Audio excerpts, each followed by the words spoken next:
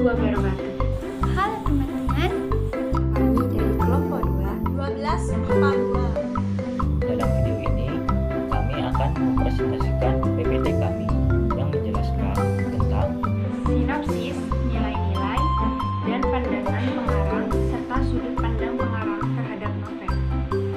Perlu diketahui juga, sebelum kami melanjutkan presentasi kami, di sini saya akan beritahu bahwa buku yang kami review atau novel yang kami review ini karya Terelie yang berjudul Sepotong Hati Yang Baru ini mempunyai bab-bab yang berbeda. Jadi setiap bab itu mempunyai judul atau kisah yang berbeda. Jadi kami akan memberitahu sinopsis per babnya.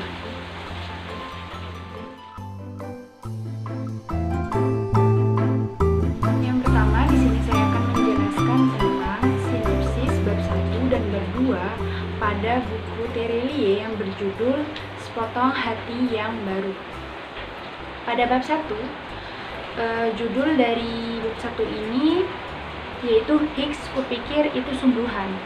Nah, pada bab ini itu menceritakan tentang dua orang sahabat yang bernama Putri dan Nama yang mencintai satu lelaki yang bernama Rio.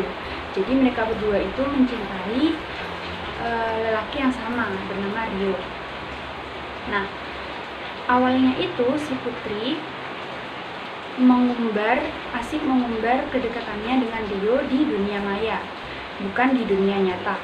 Sedangkan di dunia nyata mereka sama sekali tidak dekat sama sekali. Jadi mereka hanya mengumbar di dunia maya saja. Bukan cuma Putri, ternyata Nana juga mengumbar kedekatannya bersama Rio di dunia maya. Sedangkan mereka juga tidak dekat di dunia nyata. Jadi pada bab 1 ini menceritakan tentang kisah dua orang sahabat yang saling mencintai satu lelaki yang sama. Jadi mereka diuji tuh rasa persahabatannya diuji dengan percintaan.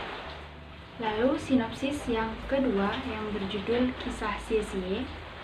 Kisah ini menceritakan tentang perjuangan seorang Amoy Singkawang. Amoy Singkawang itu merupakan gadis yang masih belum menikah. Jadi Amoy Singkawang, Cie-cie ini merupakan gadis yang belum menikah yang umurnya 16 tahun, yang terpaksa menikah dengan lelaki yang bernama Wong Lan yang berasal dari Taiwan. Cie-cie ini terpaksa menikah dengan lelaki tersebut karena membutuhkan dana untuk kesembuhan ibunya yang sedang sakit. Dan si Wong Lan juga terpaksa menikah dengan si Cie-cie ini karena dia hanya ingin mengambil harta warisan dari bapak dan ibunya si Cie-cie ini. Tetapi Cie-cie ini punya janji kepada ibunya untuk mencintai Wong Lan apa adanya dan membuat Wong Lan jatuh cinta kepadanya. Lambat laun, ternyata janji Cie-cie ini tertepati dan ternyata Wong Lan perlahan-lahan mulai tumbuh benih-benih cinta di dalam hatinya.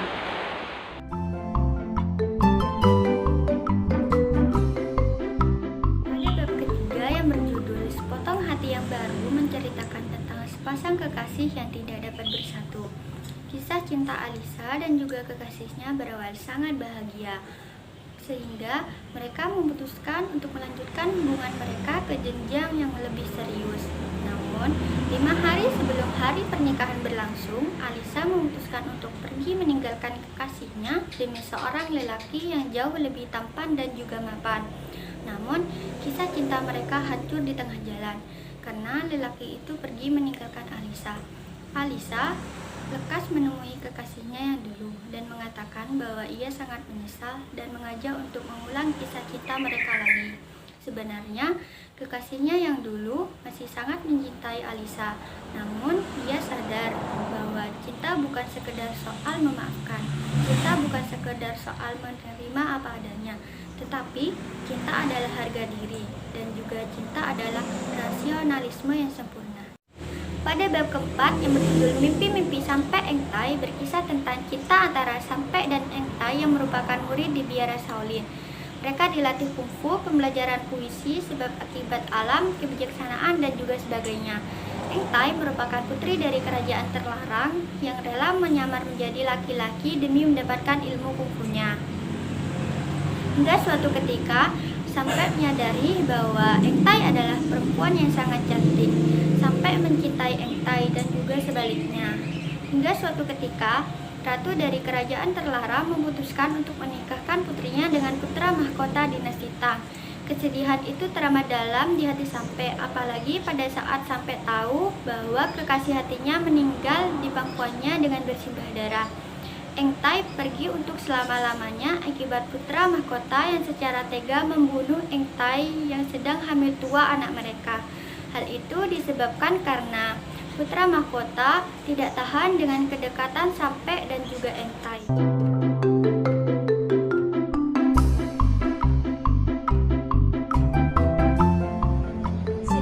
Bab 5. Pada bab kelima ini yang berjudul Itje Nurbaja dan Kang Dejalil mengisahkan kisah cinta mereka yang juga dilatar belakangi kisah perjuangan mereka melawan penjajah VOC yang ada di Indonesia pada saat itu. Demi cintanya kepada Kang Jalil, Itje yang bekerja sebagai pembantu salah satu rumah bangsawan Batavia rela mendukung dan membantu Kang Jalil yang berencana memusnahkan bangsawan yang sedang berkumpul dengan memberikan racun pada minuman anggur mereka yang disajikan di akhir jamuan. Namun rencana gagal dan malah penyerangan berbalik ke arah Itje hingga lemah tak bernyawa lagi dan disusul oleh Kang Dejalil yang dibunuh oleh suruhan bangsawan itu. Benar, memang cinta suci mereka kuat, namun cinta pada tanah air mereka jauh lebih kuat. Mereka rela mengorbankan nyawa sebagai taruhannya. Bab 6, 7, dan 8. Konsep tulisan di judul Kalau Semua Wanita Jelek. Pada bab 6, percayakah kau padaku? Pada bab 7, dan buat apa disesali? Pada bab 8, hampir tidak jauh beda. Penekanan pada percintaan yang mengharukan masih dominan, apalagi kandasnya percintaan membuat pembaca tersayat hati.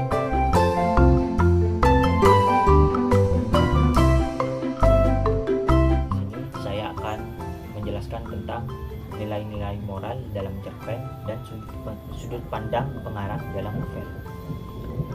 Nilai moral yaitu nilai-nilai dalam cerita yang berkaitan dengan akhlak, perangai, atau etika. Dalam novel Sepotong Hati terdapat beberapa nilai yang dapat ditemukan. Di antaranya 1. Nilai tercela dalam tokoh Alisa, ditandai dengan cuplikan Alisa membatalkan pernikahan begitu saja, pakaian pengantin dikembalikan. Kedua, nilai sosial pada tokoh Aku. Nilai sosial adalah nilai-nilai yang berkenaan dengan tata pergaulan antar individu dalam masyarakat. Ditandai dengan cuplikan, tidak ada yang perlu dimaafkan. Aku menunggak keluar, menatap purnama.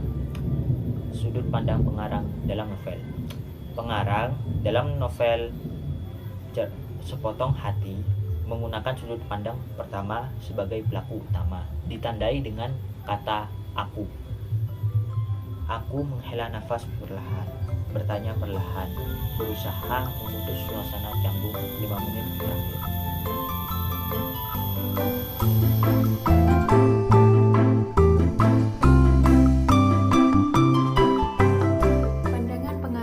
Kehidupan novel. Membaca tulisan-tulisan Terlai membuat pembaca akan terbawa irama, karena pemilik nama asli Darwis itu cukup pandai bermain alur. Termasuk di kumpulan tulisan Sepotong Hati yang baru yang diterbitkan Mahaka Publishing tahun 2012 tersebut. Beberapa cerita pada buku tersebut terinspirasi dari legenda atau cerita lama dengan versi yang berbeda.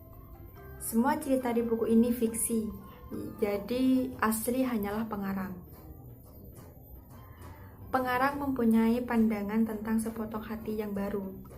Pengarang menulis banyak kisah di buku ini, hingga dijadikan beberapa bab, lebih tepatnya terdapat 8 bab, yang berarti ada 8 cerita di dalamnya dengan kisah yang berbeda-beda. Pengarang juga memberikan pandangan bahwa di dalam novel tersebut selalu ada kisah cinta yang membuat terjadinya konflik batin, baik itu senang maupun susah, baik itu kecewa maupun bahagia.